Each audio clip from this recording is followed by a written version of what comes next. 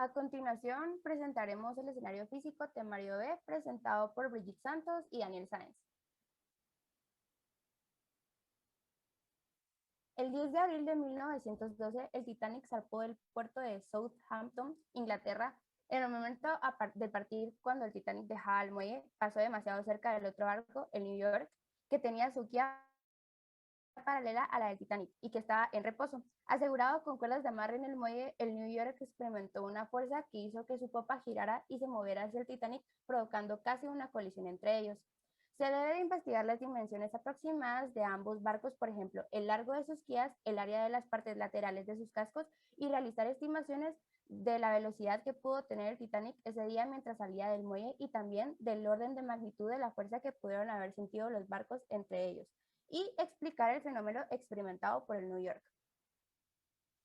Entre los supuestos que se escogieron para este escenario físico, el primero fue que se expresó la tensión que presentaba la cuerda sobre el barco New York y que la corriente del flujo en este puerto iba en contra de la dirección del Titanic.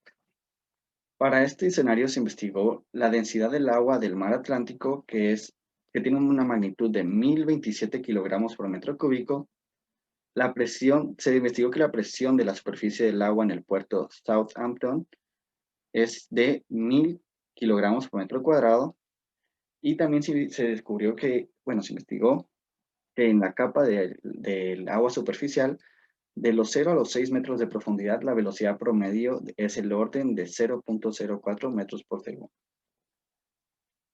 La velocidad de Titanic que se investigó según los datos que se anotaron en ese día era de 6 nudos, que equivale a 3.08 metros por segundo, según los datos históricos.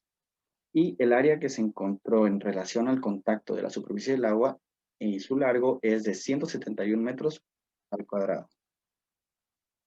Para poder encontrar entonces el cambio de presión entre que sufrió el barco New York al momento de que pasó el Titanic, se utilizó la fórmula de Bernoulli, la cual nos dice que una presión va a ser igual a la presión del otro lado más el medio de la densidad del agua por la velocidad de un lado al cuadrado menos la velocidad del otro lado al cuadrado. En este caso, la segunda presión del fluido se le dio el valor del fluido que pasaba por el lado entre el New York y el muelle. Y la presión número 1 se le dio al valor del fluido que pasaba entre el Titanic y el New York.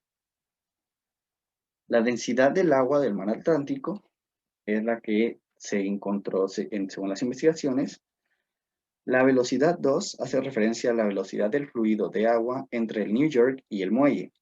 Y la velocidad 1 hace la referencia en la velocidad del flujo del agua entre el New York y el Titanic.